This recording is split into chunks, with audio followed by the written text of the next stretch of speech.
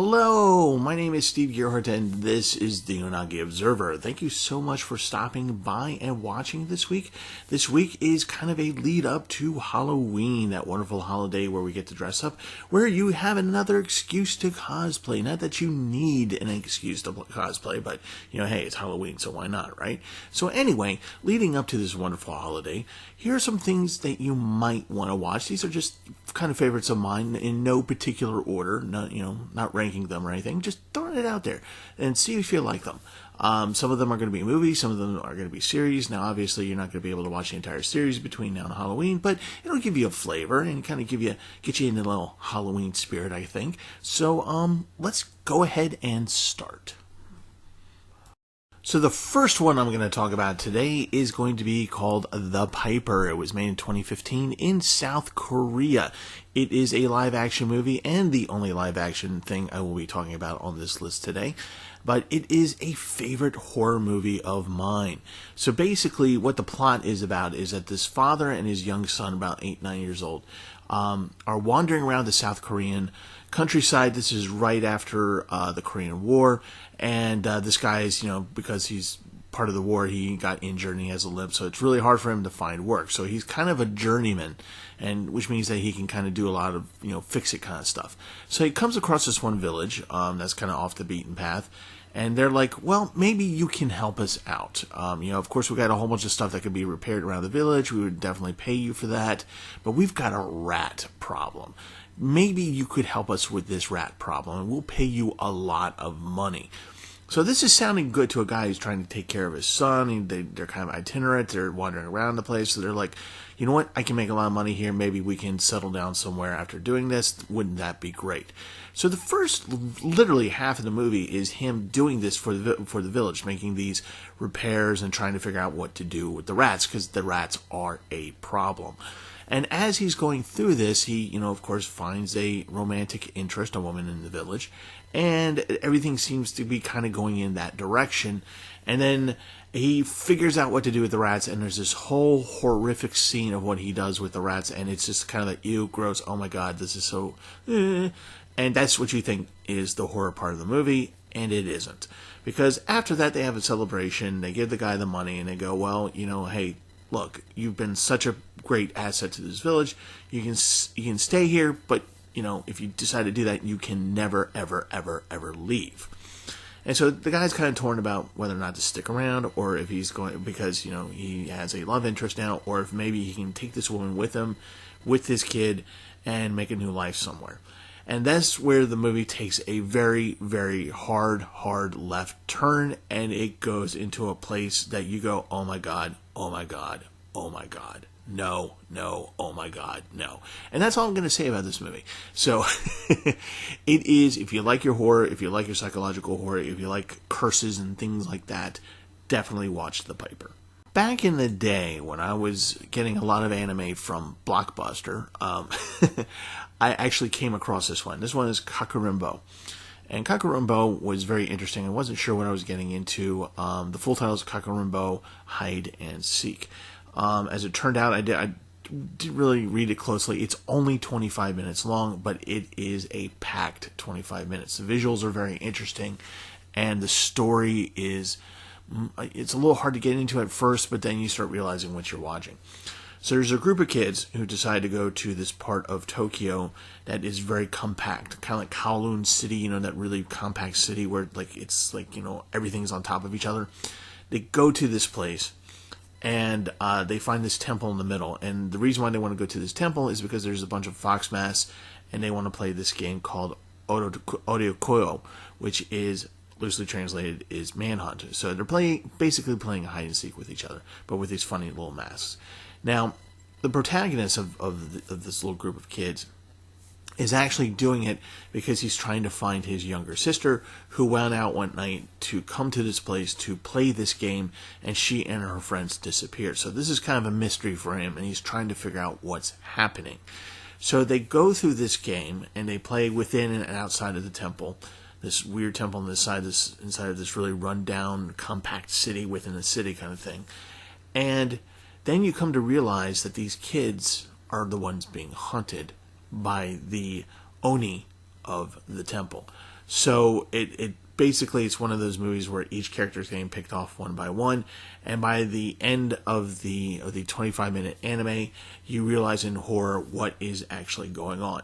Now, this anime was actually made as a political statement about how Japan is kind of losing its innocence in with forced industrialization. So there's this political undertone beneath it, but there's a really, really great, just Japanese kind of almost gothic horror show going on here. So definitely give this one a try.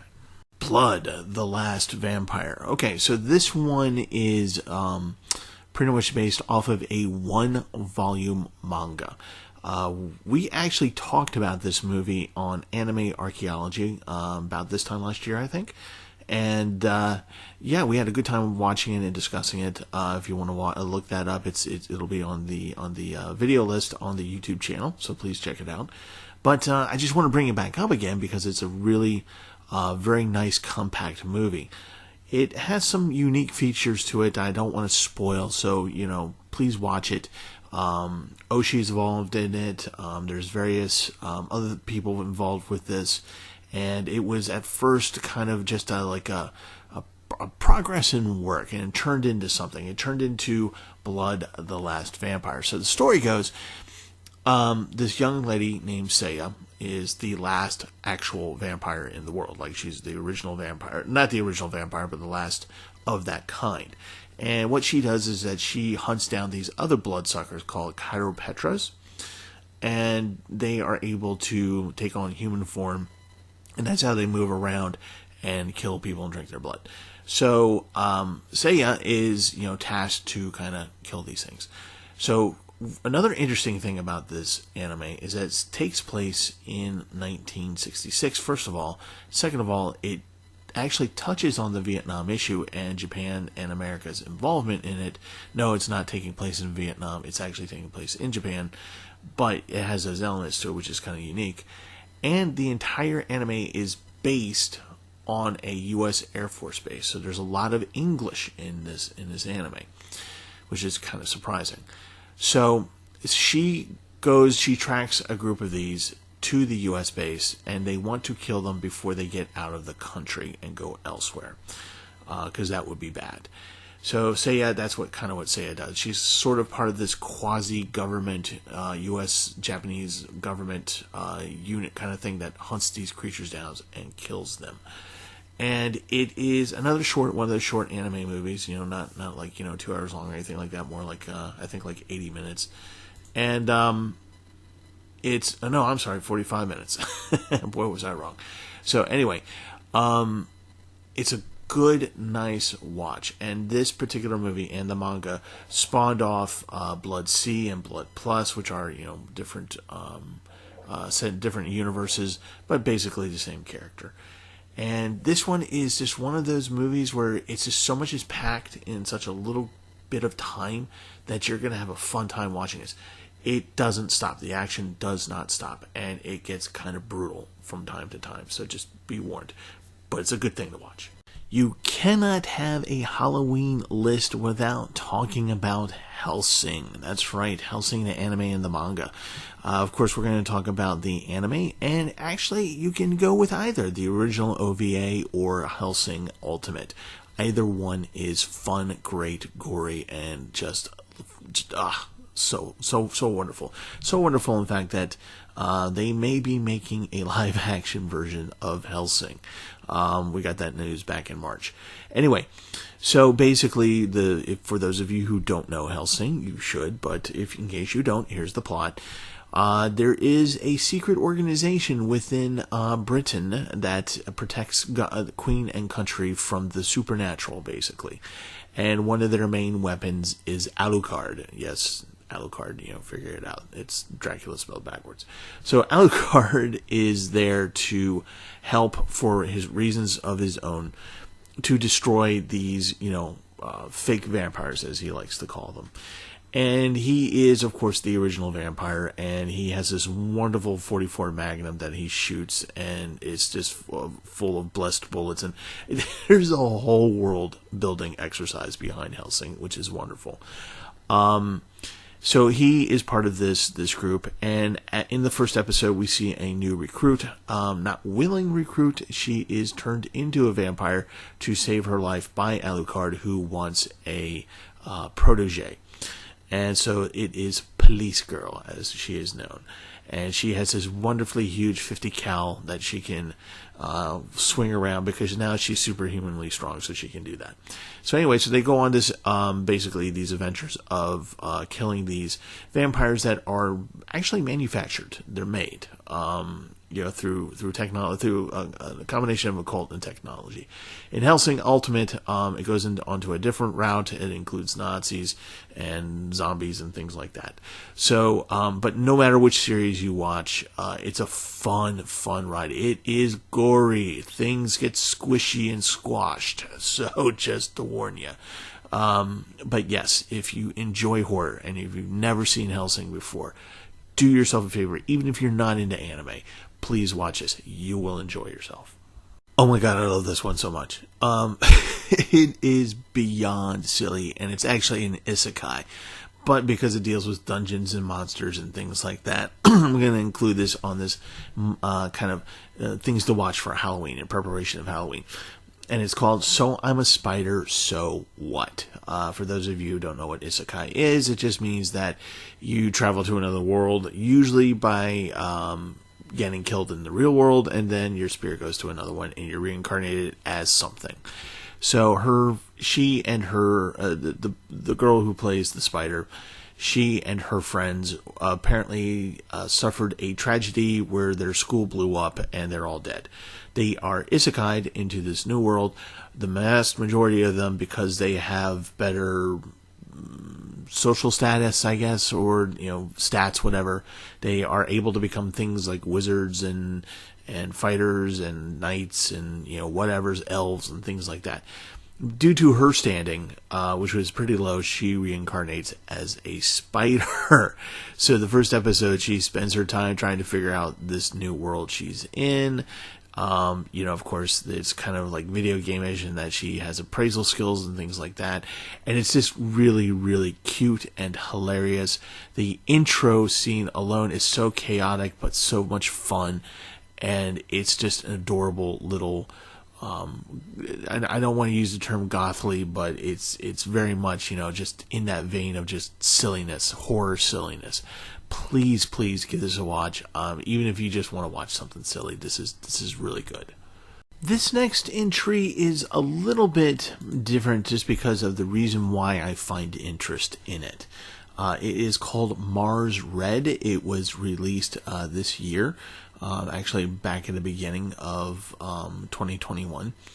And one of the interesting thing is that this is not off of a manga or another anime. This is actually off of a stage reading play that happened in 2020. So this is off of a play, okay? And not even a fully produced play at that.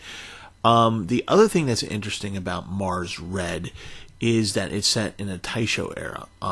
We're starting to get a lot more anime that is set in this short amount of time. It's only about 14-15 years long, Taisho era. And but there's a lot of interesting things that I'm learning about that era. And so this kind of shows you a little bit about that time period. It's really kind of the character design is interesting. The world building design is interesting. It's not fantastical. It is actual Taisho era Japan. And you are in Tokyo, and they bring up things that are historic, that are changed a little bit because of the nature of the anime, which is basically this. There is, again, a secret unit within the Japanese army that is tasked to keep control of the vampire population, who is increasing in numbers, which they are surprised about, and they're coming to discover that they have an artificial blood source, which means that they can now procreate the way that they do, and not have to worry about needing human blood all the time. And this is a bad thing, because that means that they can populate the world and mankind will be wiped out. So this anime is really, really kind of interesting. It borders on kind of gothic horror / steampunk almost. But the steampunk is very, very minimalized. But again, if you're interested in how people use Taisho era technology to fight the supernatural, this is a very interesting, very, very interesting very anime to watch. And you could conceivably binge watch this. It's only about 13 episodes, so you could get this done before Halloween if you really wanted to. Again, this is one of those things where it's not so much that it's scary or psychologically, a thriller. It's just interesting, and the way that they use gothic horror concepts with the Taisho era.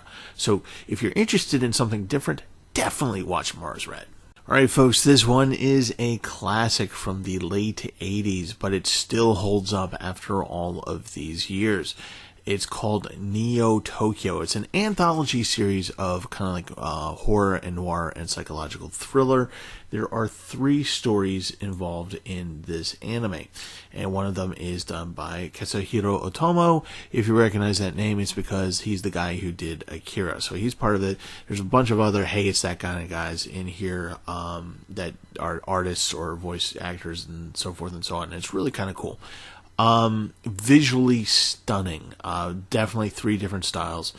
The first story is Labyrinthos, if I'm saying it correctly, where you are inside the mind of a little girl and she's playing hide and seek with a cat, and it's this amazing little maze-like world where she's following this really kind of creepy clown. And it's really hard to describe other than that, but visually it is very interesting, very creepy, and just kind of like, and you don't know what's going to happen next. It's really kind of cool. The second story, the one in the middle, is one of my favorites. It's called Running Man. No, not as in the Stephen King Running Man. This is about a death race of sorts that happens in Tokyo, where they drive these hover cars around a track and people die in this game. And it has to do with this one particular driver who has certain telekinetic abilities that he uses in the race. And again, it's one of those things where you watch this and it seems meandering at first, but then you kind of go, oh God, wow, oh geez, even in death, okay. That's all I'm going to say about it. It's really kind of cool.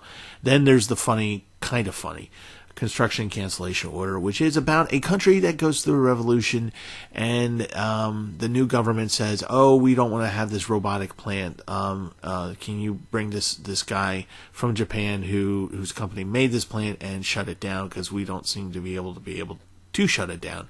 And the salaryman shows up, and it's basically him trying to shut down all these robots, and basically chaos ensues, and he does he live? Does he make it? Who knows? You're going to have to watch.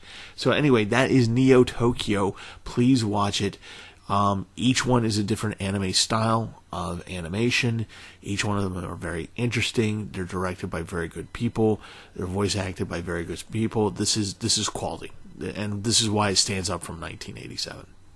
This last one is the best psychological thriller on this list. It is called Perfect Blue, directed by Satoshi Kon, the great late Satoshi Kon. It is based off of a book called Perfect Blue, Complete Metamorphosis, and the screenplay that came from that book. It was originally supposed to be live action, but due to production elements and a typhoon, yes, a typhoon, which pretty much destroyed the set, they decided to go, well, we'll just animate the thing. And that's how we got Perfect Blue.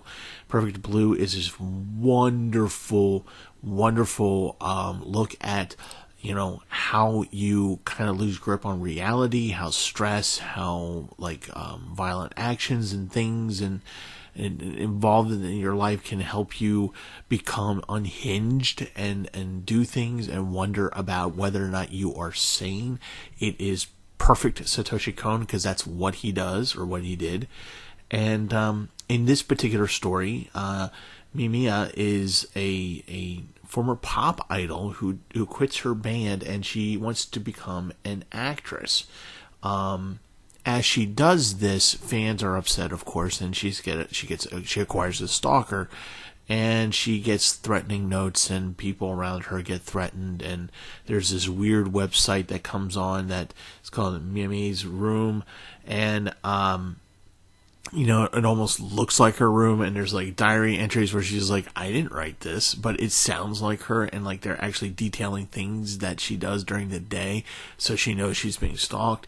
And then, the stress of doing this show, she's learning how to be an actress, which is not as savory as being a pop idol. If you know anything about idol worship in Japan, if you're an idol, you have to be pure. If you become an actress, then you have to do things. Like in Perfect Blue, she has to do a rape scene, which none of her fans want her to do. And so there's all this stress on her, and then suddenly people start dying horrifically around her. So then she kind of wonders, wait, am I the one doing it? Is it me? Or what's going on here? So you go through this wonderful psychosis of a movie and this thriller, and you really don't know. You really don't know.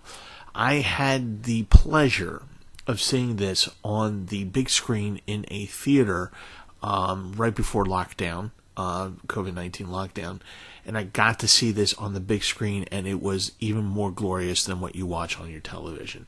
So if you have the chance to see it in a movie theater, please do. You will be happy you did so. And again, the animation is such that it really holds up over the years. I believe this came out in the late 90s, 97 or 98. And it's still just, people just watch this and they go, oh my God, this is something. So definitely do yourself a favor and watch this before Halloween. And as you cosplay, you might want to wonder about your own sanity. All right, that is the end of the video, end of my recommendations here. Perhaps you might have some recommendations for Halloween movies or anime to watch before Halloween happens. If you do, put them down below. It would be kind of cool to kind of trade titles, if you know what I mean. So, next week is going to be, I'm going to have another video up, Halloween-related video, but it's going to be kind of interesting, a little bit different. I wonder how you guys are going to react to it. It's actually going to be working on it later on today. So anyway, this Saturday we are starting the new Evangelion criticisms on anime archaeology. So be sure to check us out there every Saturday around 8 o'clock. We talk about things like that, anime in the news, and history in anime, and things and so forth and so on. So please check us out. And the link will be down below. So, with COVID-19 still a thing, make sure you wear a mask, which shouldn't be hard for Halloween. Make sure you social distance. And if you haven't been vaccinated, please get vaccinated. The sooner we get over this, the sooner we can do more and more and more in-person conventions, and wouldn't that be nice? Okay, guys, so that's going to be it for this week. Thank you so much for watching. Love ya, and I will see you next time.